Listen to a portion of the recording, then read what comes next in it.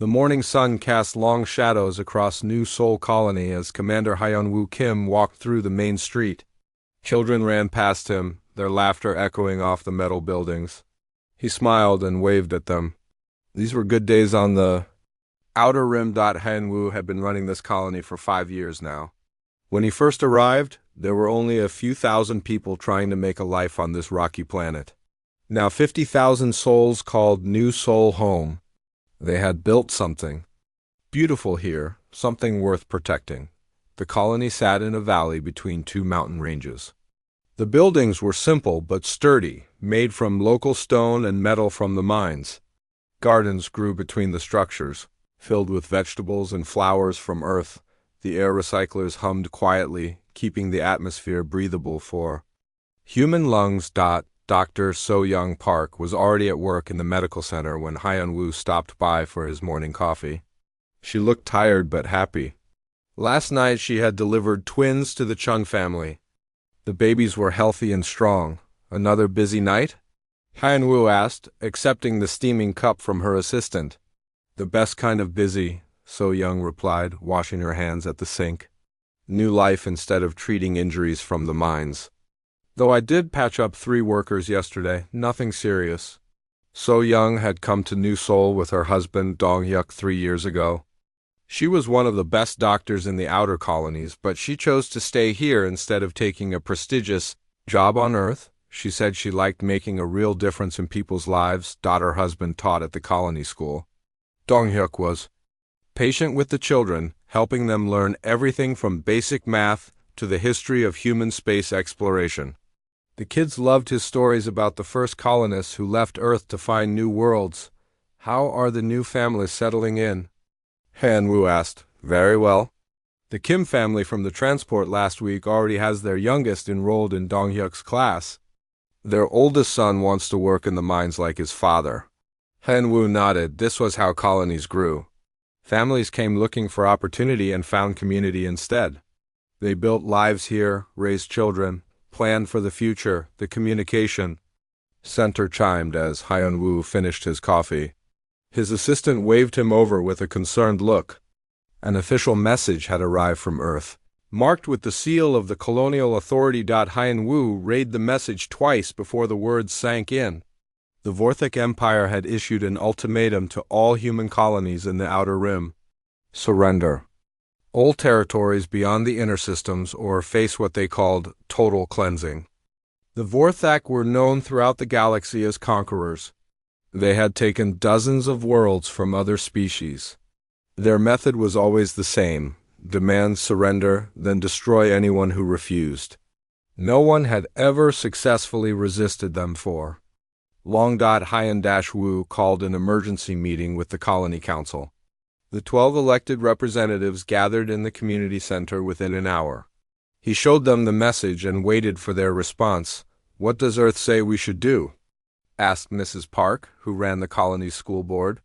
She was not related to Dr. So-young Park, but they shared the same family name.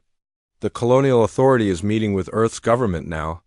They're sending diplomat Jiho Lee to negotiate with the Vorthak. Negotiate what? Asked Mr. Kim, the head of the mining operation. They want us to abandon everything we've built here. Maybe we should consider it, said another council member quietly. We've all heard what happens to colonies that resist. The Vorthak. The room fell silent. Everyone knew the stories. The Vorthak didn't just defeat their enemies. They made examples of them. Entire worlds had been turned into lifeless rocks as warnings to others. This is our home, said Mrs. Park firmly. My grandchildren were born here. We can't just pack up and leave because some alien empire tells us to. But what choice do we have? Asked the mining supervisor. We have 50,000 people here. Families, children, we can't protect them from a military empire. Hyun-woo listened to the debate for an hour. Some wanted to evacuate immediately. Others refused to abandon their lives and work. All of them were scared, though they tried not to show it. Finally, Hyun-woo stood up. We'll wait for word from Earth. Diplomat Lee is experienced. If anyone can find a peaceful solution, it's him. The meeting ended with no real decisions made. What could they decide? The fate of New Sol Colony would be determined by people far more powerful than them. That evening, Hyan-Woo walked through the colony again. The children were still playing in the streets, though their parents watched them more carefully now. The miners were coming home from their shifts, tired but satisfied with their work. Dong-HFY UK was in the school, preparing lessons for tomorrow. He looked up when Hyan-Woo entered the classroom. "So Young told me about the message from Earth." Dong-hyuk said, "What do you think will happen?" "I don't know. The Vorthak have never been interested in negotiation before. Maybe we're different. Humans have a reputation for being reasonable." Hyan-Woo hoped that was true. Humans had been expanding into space for 2 centuries now. They had met dozens of alien species and found ways to coexist with most of them. Surely they could find a way to coexist with the Vorthak too. 3 days later, the response came from Earth. Diplomat Ji-ho Lee had met with the Vorthak representatives. His message was brief but clear. Humanity will not abandon its people in the Outer Rim. We are willing to discuss territorial boundaries, but we will not surrender entire systems to threats. The Colonial Council met again to discuss the response. Some members were relieved that Earth had not immediately agreed to evacuation. Others worried that defying the Vorthak would bring disaster. "What do the other colonies say?" asked Mrs. Park. "The same as us. No one wants to leave, but everyone is afraid of what comes next." Reports came in from across the Outer Rim. Some smaller colonies were evacuating on their own, not willing to risk their families. Others, like New Sol, were staying and hoping for the best. The Vorthak's reply came within hours. It was not a diplomatic message. It was a single word broadcast across all human space: unacceptable. That night, Hyan-Woo stood on the observation deck of the command center, looking out at the colony he had helped build. The lights twinkled in the darkness like stars brought down to Earth. Somewhere out there, children were sleeping safely in their beds. Families were sharing dinner and making plans for tomorrow. He hoped they would have the chance to keep those plans. In the distance, the mining equipment hummed as the night shift worked to extract valuable minerals from the planet's crust. The colony's success was built on those mines, but also on something more precious: the human desire to build something new and better, whatever happened next. Hyan-Woo was proud of what they had accomplished here. New Sol Colony was proof that humans could thrive anywhere in the galaxy, could build communities and raise families even on the furthest edge of known space. He just hoped it would still exist tomorrow. The attack came at dawn, when most of the colony was still sleeping. Hyan-Woo was in the command center reviewing supply reports when the alarms started screaming. His communications officer looked up from her station with wide eyes. "Commander, we have multiple contacts entering the system. They're moving fast." Hyan-Woo rushed to the main display screen. 12 massive ships had dropped out of hyperspace near the planet. They were unlike anything in human design, dark, angular vessels that looked more like weapons than spacecraft. "Vorthak?" he asked, though he already knew the answer. "Yes, sir. They're broadcasting on all frequencies." The main screen flickered, then filled with the image of an alien face. The Vorthak commander had gray skin stretched tight over sharp bones. His eyes were black and cold. When he spoke, his voice was calm and measured. "I am Warlord Thekmor of the Vorthak Fifth Fleet. You were warned to abandon this world. You chose defiance. Now you will serve as an example to all who would resist the Vorthak Empire." Hyan-Woo stepped forward. "This is Commander Kim of New Sol Colony. We are civilians here, families and workers. We have no military... Silence. The alien's expression did not change. "Your species will learn the price of disobedience. We will broadcast your lesson to all human worlds." The screen went dark. Hyan-Woo immediately activated the colony's emergency system. Sirens wailed across New Sol as 50,000 people received the same message: "Seek shelter immediately." But there was nowhere to hide from what came next. The first blast hit the school. Dong-HFY UK was unlocking his classroom when the sky turned white. The building shook, and he heard screaming from the children's dormitory next door. He ran toward the sound without thinking. The dormitory was on fire. Dong-hyuk kicked down the door and found 20 children huddled in the corner, crying and coughing from the smoke. Some were injured, bleeding from cuts where windows had shattered. "Stay calm," he told them, though his own voice was shaking. "We're going to get out of here." He led them toward the emergency exit, but another blast shook the building. Part of the ceiling collapsed, blocking their path. Dong-hyuk looked around desperately for another way out. Through the smoke, he saw a hole blown in the outer wall. "This way," he called to the children. "Hold hands and stay together." They had almost reached safety when the next blast hit. This one was different, smaller, more precise. It struck the section of building where Dong-hyuk and the children were standing. So Dash-young was in the medical center when she felt the first explosion. She ran outside and saw the school burning in the distance. Her heart stopped. Dong-hyuk was there. She started running toward the school, but her assistant grabbed her arm. "Doctor, we need you here. The wounded are coming." So-young looked back. At the medical center. Already she could see people carrying injured colonists toward the building. Burns, cuts, broken bones. She was needed here. But Dong-hyuk was at the school. "Go," said her assistant, reading her face. "I'll start treating the wounded, but come back quickly." So-young ran through the colony streets as the Vortex ships continued their bombardment. But this was not random destruction. The aliens were choosing their targets carefully. They hit the school first, then the civilian shelters. The medical center was struck just as So-young reached the school grounds. She watched her life's work disappear in a ball of fire. She found Dong-hyuk under a pile of rubble, his body shielding 3 small children. He was still breathing, but barely. "The children," he whispered when he saw her. "I'm getting you out of here," So-young said, but they both knew it was too late. There was too much damage, too much blood. "Tell them. Tell Earth what happened. Here, tell them we tried to protect the children." So-young held her husband as he died. Surrounded by the ruins of the school where he had taught children to dream of the future, the Vortex bombardment continued for 6 hours, but this was not warfare, it was torture. They could have destroyed the entire colony in minutes. Instead, they took their time. They hit one building, then waited. They let the survivors crawl out, let them try to help the wounded. Then they hit the next target. Hyun-woo watched it all from the command center. The Vortex were broadcasting the entire attack, sending the images across human space in real time.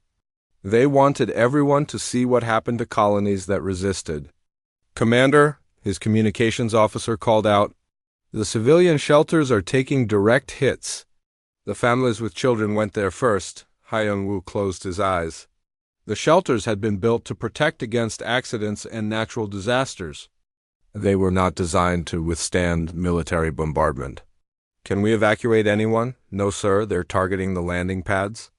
Any ship that tries to leave gets shot down immediately." The Vortex wanted no survivors, no witnesses except for the broadcasts they were sending to Earth. They wanted humans to watch their people die slowly and helplessly. By afternoon, most of the colony was in ruins. The Vortex had moved from orbital bombardment to ground assault. Their soldiers moved through the wreckage, searching for survivors that they were not looking for. Prisoners. Hyun-woo gathered the few remaining people in the command center. Maybe 30 colonists out of 50,000. They had managed to keep the communication equipment working, though the building around them was falling apart. "Can we still broadcast?" he asked. "Yes, sir, the signal is weak, but it's getting through." Hyun-woo sat down at the communication station and activated the emergency channel. This message would reach every human world, every colony, every ship in space. "This is Commander Hyun-woo Kim of New Seoul Colony. We are under attack by the Vortex Empire. They are not just killing us, they are torturing us. They're making us watch as they destroy everything we built." An explosion rocked the building. Dust fell from the ceiling and several lights went out. They hit the school first. 20 children died in their beds. They bombed the medical center. While doctors were treating the wounded, they collapsed the civilian shelters while families were hiding inside. Another explosion, closer this time. The Vorthek ground forces had found them. This is not war. This is murder. They're enjoying it. They want to break our spirit, make humanity too afraid to resist them ever again. The main door to the command center blew inward. Vorthek soldiers entered, their weapons raised. They looked like they were wearing black armor, but Hyun-woo realized it was their natural skin, hard and dark like insects. Tell Earth ... Tell them what we died for. Tell them that some things are worth fighting for, no matter the cost. The lead Vorthek soldier raised his weapon. Hyun-woo looked directly into his black eyes and did not look away. Tell them we were not afraid. The transmission ended. Across human space, billions of people watched the final moments of New Sol Colony. They saw the school burning with children inside. They saw the medical center destroyed while doctors tried to save lives. They saw families crushed in shelters that were supposed to keep them safe. Most importantly, they saw that the Vorthek enjoyed it. When the broadcast ended, there was silence across Earth. Then something else began. Something the Vorthek had not expected, not surrender. Not fear, anger. The silence in Earth's government chambers lasted exactly 47 seconds. President Min-ho Choi watched the final transmission from New Sol Colony end, then looked around the emergency session room. Every face showed the same expression. Not fear, but something much more dangerous. Play it again, said Fleet Admiral Jae Sung-kong quietly. Admiral, we've all seen ... Play it again. The recording started over. Commander Hyun-woo Kim's final message filled the room once more. The burning school. The destroyed medical center. The children's voices cut short by Vorthek weapons. When it ended the second time, Admiral Kong stood up. He was a small man, known for his calm voice and careful thinking. He had spent 30 years in the military without ever losing his temper. 200 years, he said. We have been the reasonable ones, the diplomatic ones. When other species fought wars, we found peaceful solutions. When they conquered and destroyed, we built and shared. He walked to the large window overlooking Earth's capital city. Millions of people lived down there, billions more across human space. All of them had just watched 50,000 of their own people murdered for entertainment. We convinced ourselves this made us better, more civilized. We forgot what our ancestors knew, that sometimes civilization is a luxury you can't afford. General Yoonji SCO, head of special operations, spoke up. What are you suggesting, Admiral? Kang turned back to face the room. I'm suggesting we stop pretending to be better than we are. The Vorthek want to see what humans do when we're truly threatened. Let's show them. President Choi leaned forward. Admiral, we need to be careful here. If we escalate this conflict ... they already escalated it. Kang's voice was still quiet, but something had changed in it. They tortured children to death and broadcasted across the galaxy. They made sure we all watched. They wanted to break our will to fight.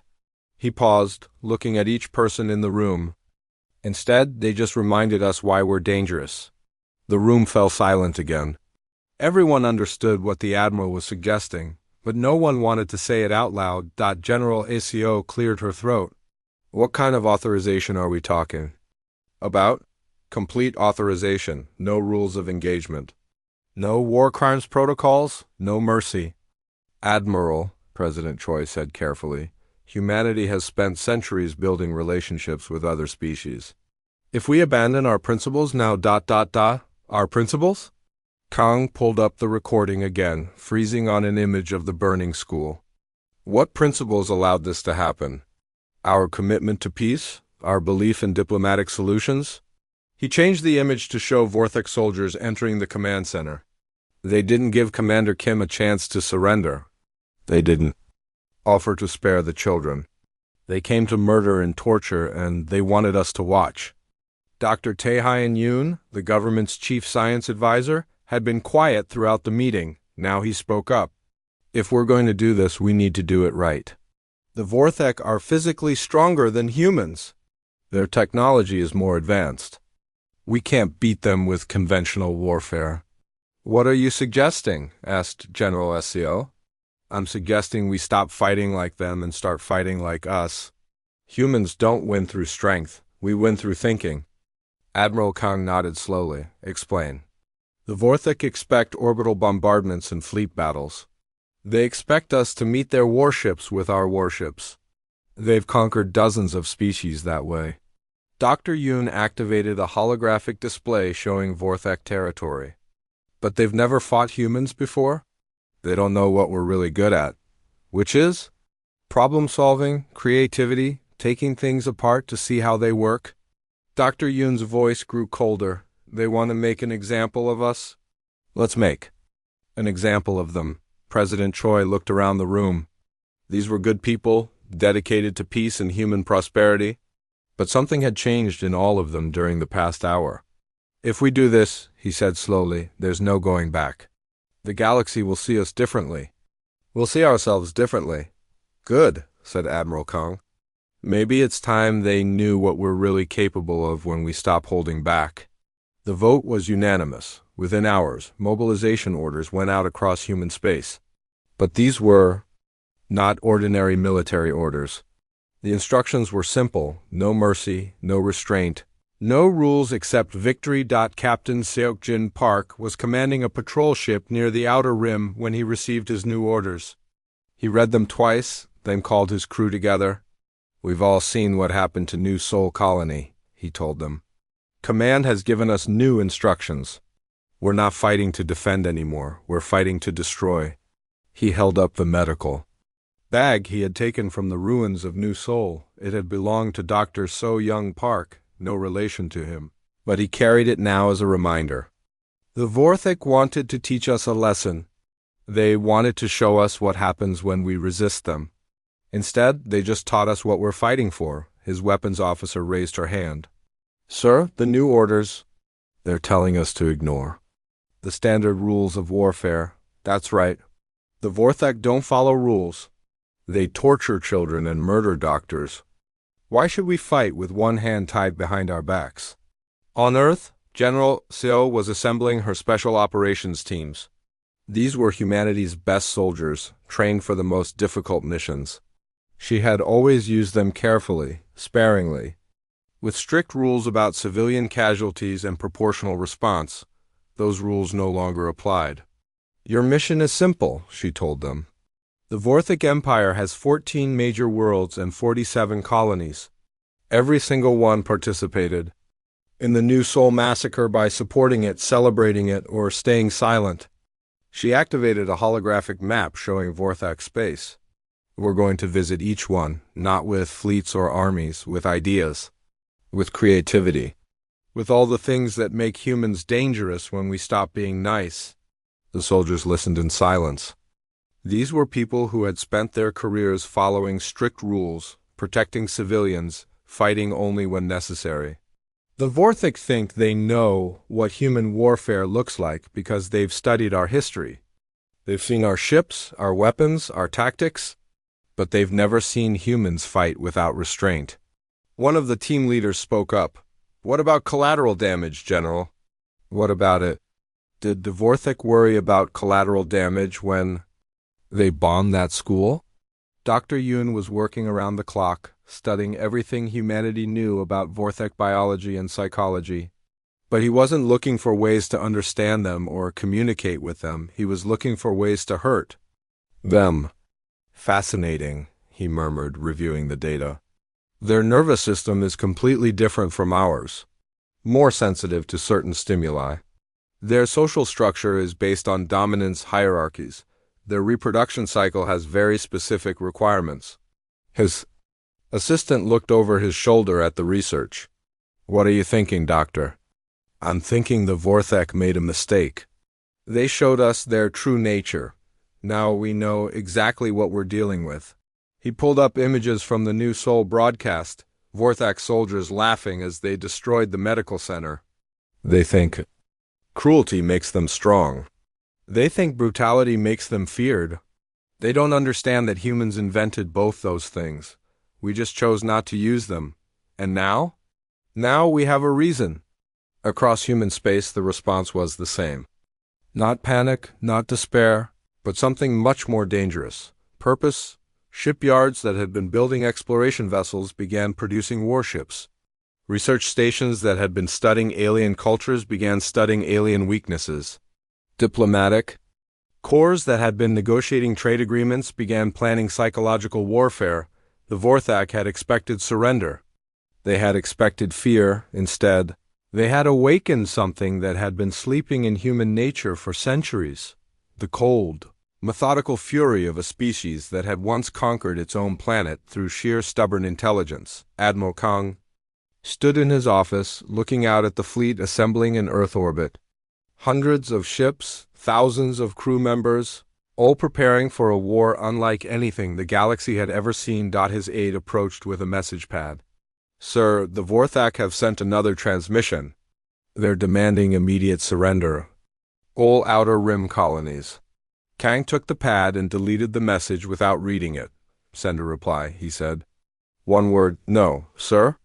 "Actually, make it 2 words. Try us." The aide hesitated. "Admiral, shouldn't we be more diplomatic?" Kang turned around, and his aide saw something in his eyes that had never been there before. Diplomacy is for people who want to find peaceful solutions. The Vorthak just proved they're not interested in peace. He walked to his desk and activated the fleet communication system. "This is Fleet Admiral Kang to all ships and stations. New Sol colony is gone. 50,000 human beings were murdered while we watched. The Vorthak wanted to teach us a lesson about fear."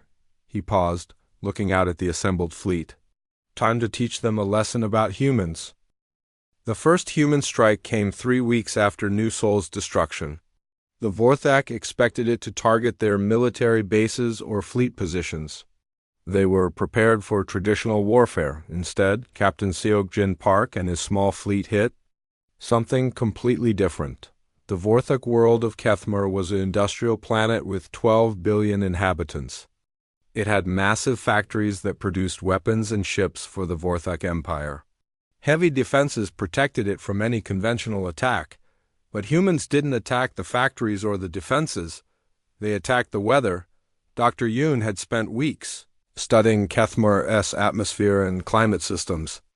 Like most Vorthak worlds, it was carefully controlled by massive weather stations that kept the temperature and humidity perfect for Vorthak biology. The human ships didn't fire a single shot at the planet. Instead, they deployed thousands of small devices into the upper atmosphere. Each device was no bigger than a briefcase, and they were virtually undetectable. Within hours, Kethmer's weather began to change. The temperature started rising. Not quickly, just a few degrees per day. The humidity increased. Rain patterns shifted. None of it was immediately dangerous, but all of it was wrong for Vorthak physiology. "What are they doing?" demanded Warlord Decamer when reports reached his flagship. "Why aren't they attacking our defenses?" His intelligence officer studied the data. "We're not sure, Warlord. The devices they deployed seem to be affecting our atmospheric processors, but we can't determine their exact function." "Shoot them down." "We're trying, but they're too small and there are too many of them. They're also moving constantly, riding the air currents." By the end of the first week, the effects were becoming noticeable. Vorthak civilians were getting sick from the humidity. Factory workers were having trouble concentrating in the heat. The agricultural systems were failing as crop cycles were disrupted. By the end of the second week, Kethmer was in chaos. "This is brilliant," Admiral Kang said, reviewing the reports from his command ship. "We haven't killed a single civilian, but we've made the entire planet uninhabitable for them." "The Vorthak are demanding we stop," reported his communications. "Officer, they're calling it a violation of warfare conventions." Kang laughed, a sound without humor. "Warfare conventions? Did they follow conventions when they bombed that school?" Commander Eugene Han was implementing the Sol Protocol on another Vorthak world. This was the psychological warfare doctrine that had been developed specifically for fighting the Vorthak Empire. The Vorthak were hierarchical creatures. Their entire society was based on dominance and submission. The strong ruled, the weak obeyed. It was how they understood the universe. Humans were about to teach them a different Understanding. Eugen's team had infiltrated the Vorthik colony world of Morthic. It was a frontier planet with only a few million inhabitants, but it was strategically important because it guarded one of the main hyperspace routes into Vorthak territory. Instead of attacking the military base or the government center, the humans did something the Vorthak couldn't comprehend. They helped the slaves. The Vorthak Empire was built on conquest and slavery. Every world they took provided workers for their factories and mines. On Morthic, millions of alien slaves worked in terrible conditions, mining rare metals for the Vorthik war machine. The human infiltrators began teaching the slaves how to sabotage their own work, not openly. That would have gotten them killed immediately. Instead, they showed them subtle ways to damage equipment, contaminate supplies, and disrupt production schedules. Small acts of defiance that look like accidents. The beauty of it, Eugen explained to her team, is that the Vorthik can't stop it without admitting their slaves are smarter than they thought. And they can't increase security without reducing productivity. Within weeks, production on Morthic dropped by 30%. Equipment failures doubled. Supply shipments arrived late or damaged. The Vorthak overseers grew frustrated and began punishing the slaves more harshly, which was exactly what the humans wanted. The increased punishment made the slaves more willing to resist, more willing to listen to the human infiltrators who were teaching them not just sabotage, but organization, unity, the idea that they didn't have to accept their situation. Soon, what had started as minor sabotage became coordinated resistance, major. In-ho Kim, son of the late Commander Hyun-woo Kim, was leading a different kind of mission entirely. His team had been sent to the Vorthak homeworld itself, the heavily defended capital of their empire. Getting there had required months of planning and preparation. Staying hidden required constant vigilance, but they weren't there to plant bombs or assassinate leaders. They were there to study. The Vorthik think like conquerors, In-ho explained to his team as they hid in the ruins of an ancient city outside the capital.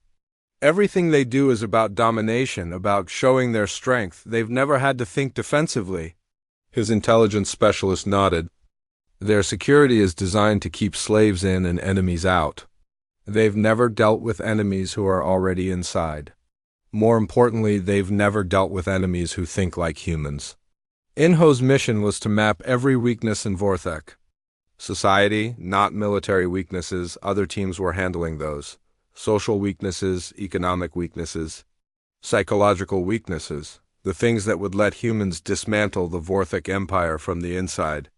Look at their architecture, In-ho said, pointing toward the capital city in the distance. Everything is designed to show dominance. Tall buildings, massive monuments, structures that make individuals feel small and powerless. So what happens when those symbols of power start falling down? Not from outside attack, but from structural failure, from poor maintenance, from systems that mysteriously stop working. His engineer smiled grimly. We make their own infrastructure turn against them. Exactly. The Vorthak rule through fear and intimidation. If their subjects stop being afraid, stop being intimidated, the whole system collapses. Back on Earth, Dr. Yoon was developing new approaches to biological warfare, but not the kind that killed indiscriminately. The Vorthik biology is fascinating, he told his research team. They're much more sensitive to certain frequencies of sound and light than humans are. Their reproductive cycle is triggered by specific environmental conditions. Their aggression levels are tied to hormone fluctuations. What are you thinking, Doctor? I'm thinking we can make them very, very uncomfortable without actually harming them. Disrupt their sleep cycles. Interfere with their mating seasons. Make them irritable and distracted. He pulled up biological scans from captured Vorthak equipment. Imagine if you couldn't sleep properly, if loud noises made you physically sick, if bright lights caused you pain, if your entire hormonal system was constantly out of balance. They'd be miserable. More than miserable. They'd be ineffective, distracted, unable to focus on conquest when they're constantly dealing with biological stress. General SCO was coordinating all these efforts from her command center on Earth. Reports came in daily from across Vortex space, weather warfare on Kethmer, slave uprisings on Morthic, infrastructure sabotage on the homeworld, biological disruption, spreading to a dozen other worlds. How are they responding? She asked her intelligence chief. Confusion, mostly. They keep trying to respond to what they think are conventional attacks. They're reinforcing military targets and increasing patrols. But we're not attacking military targets. What about their leadership? Warlord Thekmar is demanding answers from his subordinates. He can't understand why their empire is falling apart, but he can't find any human military forces to fight. General SEO nodded. This was exactly what they had planned. The Vorthak were conquerors, not administrators. They knew how to destroy civilizations, but they had no idea how to protect one. The beauty of the Soul Protocol, she explained to her staff, is that it turns the Vorthak's greatest strength into their greatest weakness. They rule through fear and dominance. But what happens when their subjects are no longer afraid? Revolution. Exactly. We're not just fighting the Vorthak military. We're dismantling their entire social structure, making it impossible for them to maintain control. Captain Park's weather warfare on Kethmar was entering its second month. The planet's climate had become completely unstable. Massive storms swept across the continents. Droughts alternated with floods. The temperature swings were becoming extreme, but still, not a single Vorthak had died from direct human action. They're evacuating the planet, reported his science officer. The factories are shutting down. The defense stations are being abandoned. Good. What's their destination? Multiple worlds. They're spreading their population across their empire. Park smiled. The Vorthak thought they were escaping the problem. Instead, they were spreading it. Every refugee from Kethmar carried stories of human warfare that defied all their expectations. Stories of enemies who could destroy a world without firing a shot. Fear was contagious. And for the first time in their history, the Vorthak were afraid. Admiral Kong received daily reports from all the human operations across Vorthak space. Each one was a masterpiece of unconventional warfare. Status report, he requested from the staff. Weather warfare has forced the evacuation of 3 Vorthak industrial worlds. Slave revolts have disrupted production on 12 colonies. Warlord Thekmar's surrender was broadcast across the galaxy, just as his massacre of New Sol had been. But this time, the Vorthak were not the ones controlling the broadcast. Admiral Kong stood on the bridge of his flagship as 12 Vorthak. Warships approached with their weapons powered down and their shields offline. These were the same ships that had tortured 50,000 humans to death while the galaxy watched. Incoming transmission from the Vorthak flagship, reported his communications officer. Put it through. Thekmar's face appeared on screen. The proud warlord who had ordered the New Sol massacre now looked tired and defeated. His black eyes, once filled with cruel confidence, now showed something the Vorthak rarely experienced: fear. Admiral Kong, he said, his voice carefully. Controlled. I am prepared to surrender my fleet as agreed. I request that you honor the terms of our ceasefire. Kang studied the alien commander for a moment. The ceasefire begins when your ships are secured and your crews are in custody. Until then, you're still at war with humanity. I understand. I don't think you do. Kang's voice remained calm, but something in it made Thekmar's expression change. You see, Warlord, you made a mistake 6 weeks ago. You thought you were dealing with a weak species that would surrender after seeing your strength. The human. Admiral activated a display showing the current state of Vorthak space. World after world showed signs of system failure, evacuation, or revolt. Instead, you gave us a reason to show you what we're really capable of when we stop being civilized. On the Vorthak homeworld, Major Inho Kim's sabotage teams had achieved something unprecedented. The capital city's power grid had failed completely. Not from external attack, but from systematic overload of systems that had been carefully weakened over weeks. The massive monuments to Vorthak power stood dark and silent. The government buildings that had coordinated the conquest of dozens of worlds were empty. The communication networks that had broadcast the new Sol massacre to terrorize other species had gone completely silent. Inho stood on a rooftop overlooking the darkened city, speaking into his communicator. "Command, this is Team 7, mission accomplished. The Vorthak government has lost all centralized control. Local administrators are trying to maintain order, but without the capital's authority, their commands are being ignored." "Casualties?" came General Essio's voice through the com. "Minimal. Maybe a few dozen deaths from accidents when the power failed, but their entire system of government has collapsed. They can't coordinate military operations, can't maintain supply lines, can't even communicate with their own forces." "Outstanding work, Major. What's the mood on the ground?" Inho looked down at the streets below. Vorthak civilians wandered in confusion, unsure what to do when their rigid hierarchy suddenly disappeared. Some were looting. Others were just standing around waiting for orders that would never come. "They're lost," he reported. The Vorthak are so used to being told what to do by their superiors that they don't know how to function without orders.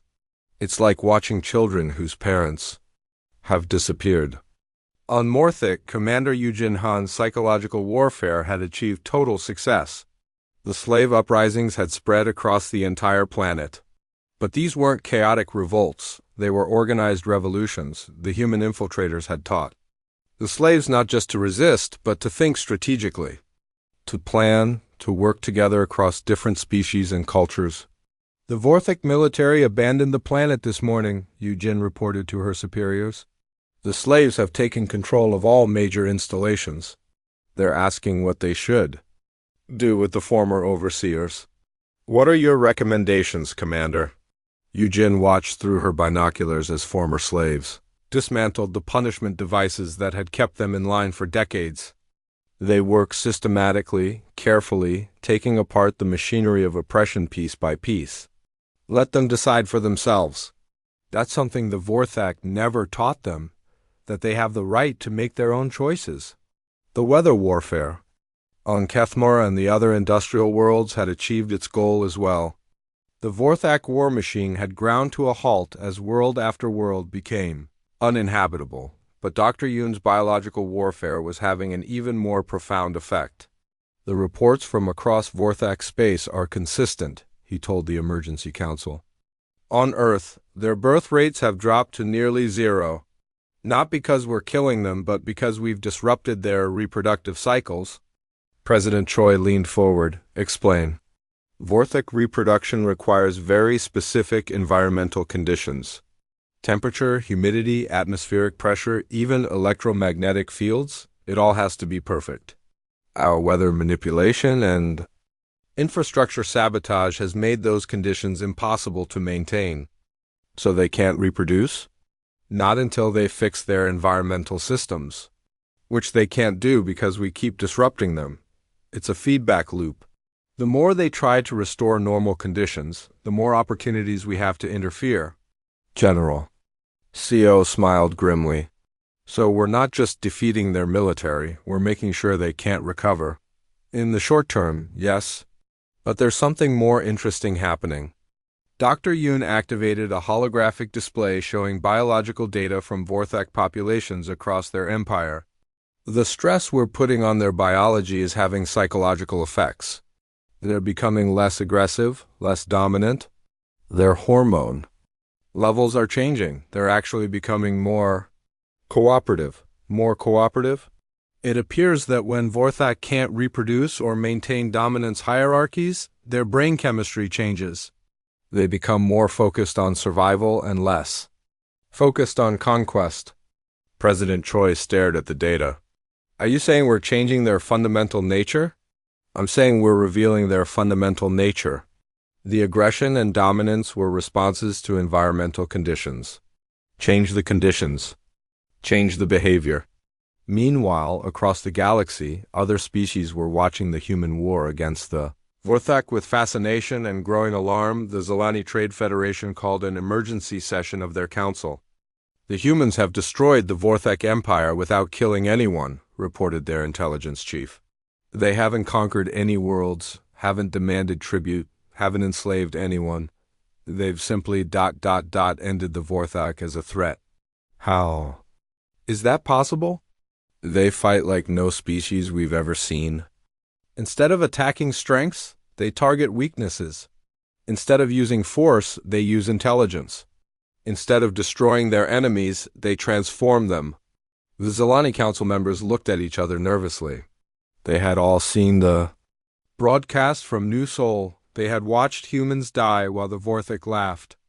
They had expected a conventional war of revenge. Instead, they had witnessed something unprecedented, a species that could dismantle an entire empire through pure creativity and strategic thinking. What does this mean for us?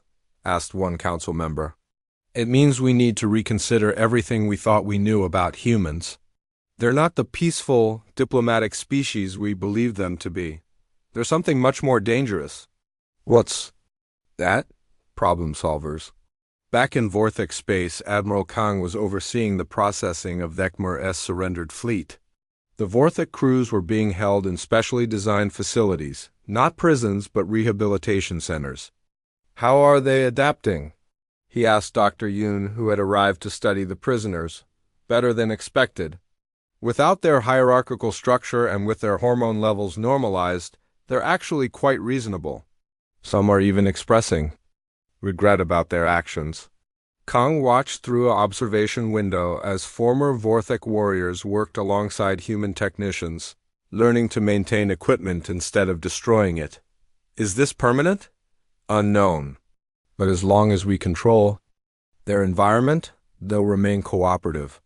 It's not mind control, it's just providing conditions that bring out their better nature instead of their worse one. And if we stop controlling their environment, they'll probably revert to their old behaviors. But that would take generations. And only if they actively tried to recreate their old society. Admiral Changmin Yu was coordinating the final phase of the human campaign. With the Vorthak government collapsed and their military surrendered, the last step was dealing with the Empire's former territories. Status report on the liberated worlds, he requested. All former Vorthak colonies have declared independence. The slave populations are organizing their own governments. Several worlds have requested human assistance with reconstruction, but none want to become human colonies. Good. What about the Vorthak civilian populations? Most are requesting relocation to agricultural worlds where they can live quietly. They seem to have lost all interest in conquest or dominance. Many are asking to work in rehabilitation programs, helping other former slave species. You nodded. This was exactly what the Sol Protocol had been designed to achieve. Not the destruction of the Vorthak as a people, but the transformation of their entire civilization. Sir, his aide interrupted, we're receiving requests from several other species. They want to know if humanity is planning to expand into former Vorthak territory. What's our response? The same as always. We're not conquerors. We're builders. Anyone who wants to trade, learn, or cooperate is welcome. Anyone who wants to harm our people will face the consequences.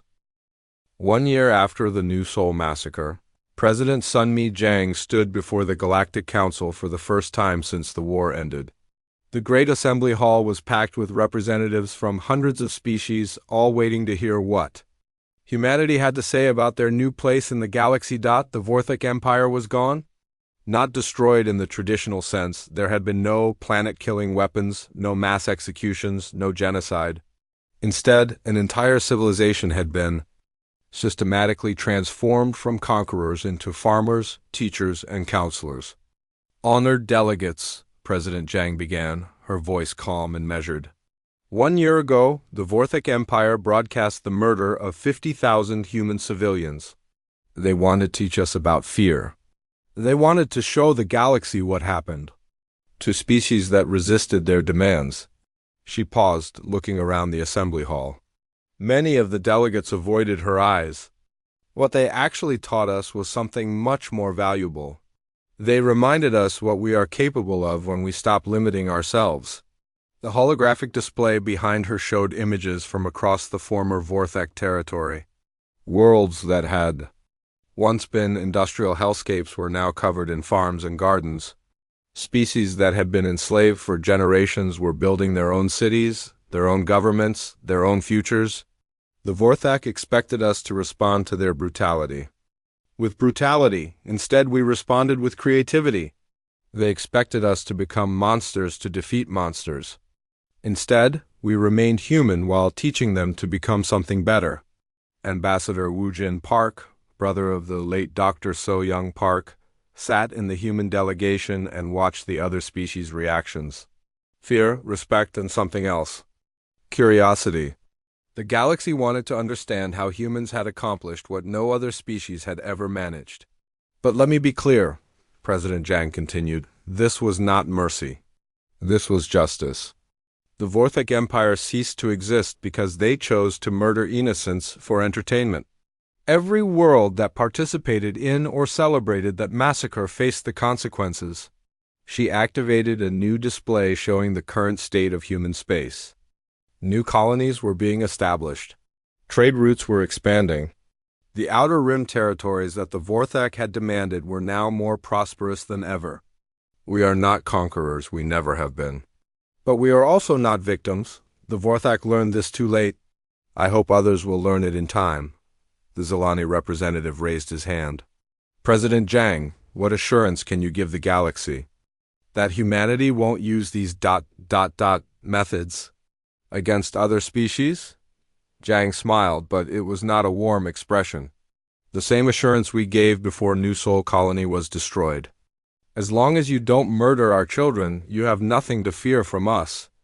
And if someone does, then you can ask the Vorthak what happens next. If you can find any who remember being conquerors. On the former Vorthak homeworld, now renamed Haven, Dr. Taehyun Yoon was conducting his final research project. The planet's capital city had been rebuilt, but not as a monument to domination. Instead, it was a center for rehabilitation and education. Former Vorthak warriors worked alongside their former slaves, learning to grow food instead of taking it from others. The rigid hierarchies that had defined their society for millennia had been replaced with cooperative communities based on mutual aid and shared responsibility. How do you feel about your transformation? Dr. Yoon asked Vekmar, the former warlord who now ran a school for orphan children of various species. Vekmar looked older, softer somehow. The cruel edges that had once defined his features had been smoothed away by months of normalized hormone levels and peaceful living. I remember being angry all the time, he said quietly. I remember enjoying the fear in others' eyes. But I can't understand why that felt good. It seems wasteful now. Do you regret what you did to New Sol Colony every day? But regret is not enough. That's why I teach the children about what we were, so they can choose to be something different. Dr. Yoon made notes on his tablet. The transformation of the Vorthak had been more complete than anyone had expected. Without their environmental triggers for aggression and their social structures based on dominance, they had essentially become a different species. Do you think you could go back to being conquerors? Vekmar considered the question seriously. I don't think we would want to, but even if we did, we couldn't. Your people made sure of that? How? You didn't just defeat us. You showed our former slaves that they didn't have to be afraid of us. You can't build an empire on fear when no one is afraid of you anymore. Major Inho Kim was now Colonel Kim, overseeing human operations in the former Vorthak territory. His mission had evolved from sabotage to reconstruction, helping dozens of worlds build new governments and economies. He stood in the ruins of New Sol Colony, which had been preserved as a memorial. The burned school, the destroyed medical center, the collapsed shelters, all of it remained exactly as the Vorthak had left it, but around the ruins, something new was growing, gardens planted by survivors from other human colonies. Monuments, erected by the species the Vorthak had enslaved. A museum where visitors could learn about the cost of tyranny and the power of human determination. Colonel, his aide approached with a communication pad. We're receiving requests from 3 more species. They want human assistance dealing with their own oppressive governments. Inho read the requests. The methods were always the same. Corrupt leaders exploiting their people, military forces terrorizing civilians, systems of control that seemed unbreakable. Standard response, he said. We don't interfere in internal politics, but we're happy to provide educational materials about systems theory, infrastructure management, and social organization. Educational materials, sir? Inho smiled. Everything we learned about taking apart the Vorthic Empire. Amazing how useful those techniques can be for building better societies instead of destroying worse ones. Fleet Admiral Jae-Sung Kang had been promoted to Supreme Commander of Human Forces. His office on Earth overlooked the memorial garden where the names of all 50,000 new soul victims were carved into black stone. Status report, he requested from his staff. Human space is secure and expanding. 37 new colonies established in the past year. Trade agreements with 42 species. No military conflicts anywhere in our territory. What about requests for intervention? 47 requests from various species asking for help with liberation movements. We've provided information and training materials to 17 of them. The others didn't meet our criteria. Which criteria? They wanted us to do the fighting for them instead of learning to fight for themselves. Kang nodded. The Soul Protocol had been designed not just to defeat the Vorthek, but to teach other species that tyranny could be overcome through intelligence and determination rather than brute force. Any threats to human territory? None, sir. Several species have made diplomatic inquiries about our defensive capabilities, but no one seems interested in testing them. Good. What about the former Vorthek populations? Complete integration. 97% have requested permanent settlement in agricultural or educational communities. The remaining 3% are working in various rehabilitation programs across the galaxy. Captain Seokjin Park was now Admiral Park, commanding the human patrol fleet that maintained security in the Outer Rim. He still carried Dr. So Young. Park's medical bag, though it was now mounted in a place of honor in his ready room. Admiral, his science officer reported, we're detecting unusual energy signatures from the Kethmer system. Vorthik weapons? No, sir. It appears to be terraforming equipment.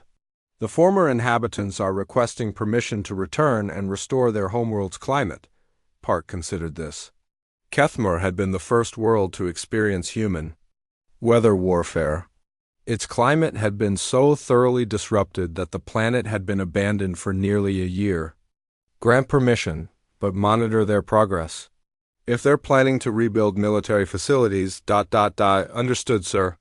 Though, according to our intelligence, they're only interested in growing food. Apparently, they've discovered they enjoy farming. General. Yunji SCO had retired from active military service and now ran the Seoul Institute, a research center dedicated to studying conflict resolution and social transformation. Students came from across the galaxy to learn about the human approach to warfare. The key, she explained to a class of mixed-species military officers, is understanding that destruction is easy.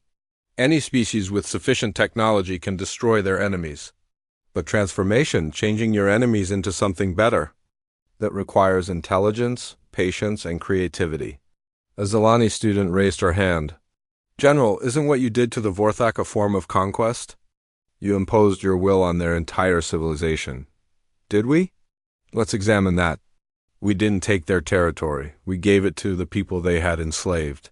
We didn't exploit their resources. We helped them learn to manage those resources themselves. We didn't rule them. We eliminated their ability to rule others, but you changed them against their will. We changed their environment. They changed themselves in response. The Vorthak we see today chose to become farmers and teachers. No one forced them. Another student, this one from a species that had been conquered by the Vorthak decades earlier, spoke up. What if they chose